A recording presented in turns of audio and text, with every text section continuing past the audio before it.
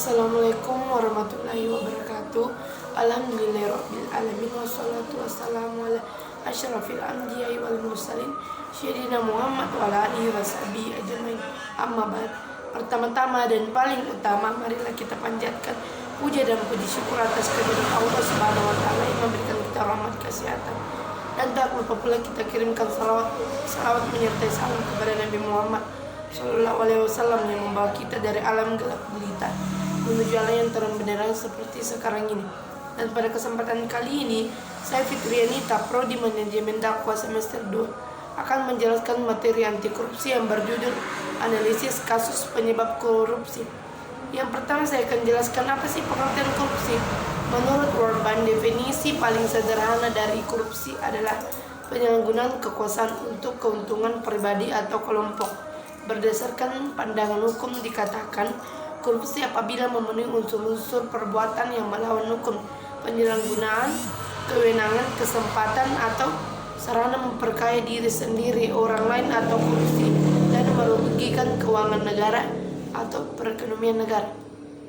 Adapun karakteristik dasar korupsi, bentuk atau perwujudan utama korupsi menurut Amundsen dalam Research on Corruption and Polity Oriented Survey menyebutkan bahwa terdapat 6 karakteristik. Yang pertama yaitu suap atau bribery adalah pembayaran dalam bentuk uang atau barang yang diberikan atau diambil dalam hubungan korupsi.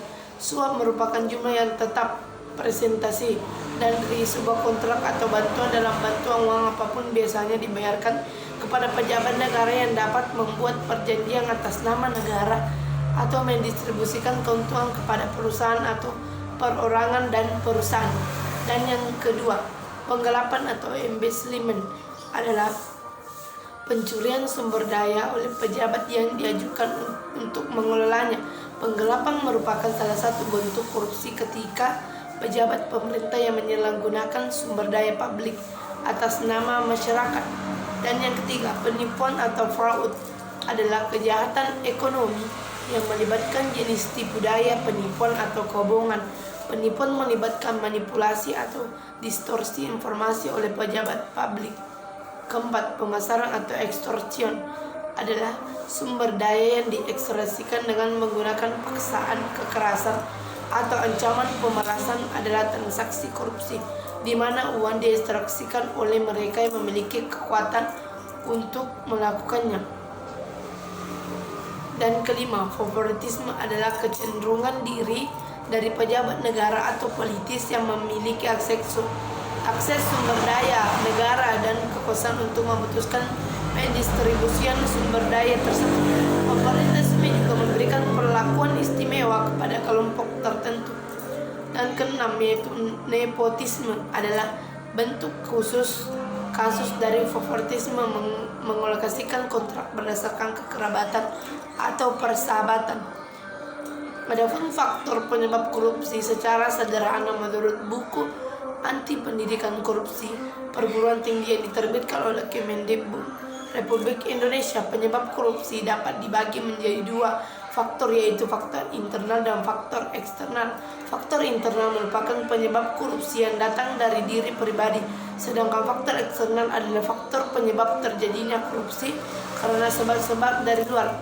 Faktor internal terdiri dari aspek moral, misalnya lemahnya keimanan, kejujuran, rasa malu, aspek sikap atau perilaku, misalnya pola hidup konsumtif, dan aspek sosial seperti keluarga yang dapat mendorong seseorang untuk berperilaku korupsi.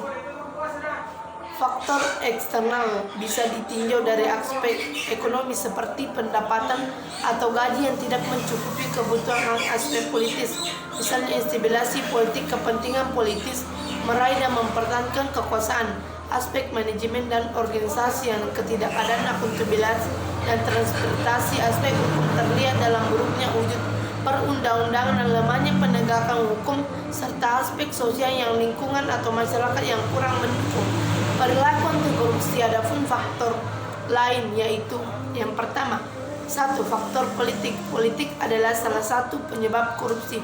Hal ini dapat dilihat ketika terjadi instabilasi politik, kepentingan politis para pemegang kekuasaan, bahkan ketika meraih dan mempertahankan kekuasaan. Perilaku korupsi seperti penyuapan, politik uang merupakan fenomena yang sering terjadi. Dan yang kedua yaitu faktor hukum. Faktor hukum sebagai penyebab korupsi bisa dilihat dari dua sisi, yaitu sisi aspek perundang-undangan dan sisi lemahnya penegak hukum. Substansi hukum yang tidak mudah ditemukan dalam aturan-aturan yang diksrimatif dan tidak adil, rumusan yang tidak jelas non-teks, serta sehingga mutlak tafsir kontradiksi dan overlapping dengan peraturan lain baik yang sederajat maupun yang lebih tinggi. Dan ketiga itu faktor ekonomi. Faktor ekonomi juga merupakan salah satu penyebab korupsi. Hal ini dijelaskan dari pendapat atau gaji yang tidak mencukupi kebutuhan. Pendapat ini tidak mutlak benar karena dalam teori kebutuhan Maslow, korupsi seharusnya hanya dilakukan oleh orang yang tidak memenuhi kebutuhan yang paling bawah, dan logika lurusnya hanya dilakukan oleh komunitas masyarakat yang pas-pasan yang bertahan hidup. Dan keempat, faktor organisasi. Organisasi juga merupakan salah satu penyebab korupsi. Organisasi dalam hal ini adalah organisasi dalam arti yang luas, termasuk sistem perorganisasian lingkungan masyarakat. Sekian dari penjelasan saya tentang kasus penyebab korupsi. Mohon maaf bila ada kesalahan. Assalamualaikum warahmatullahi wabarakatuh.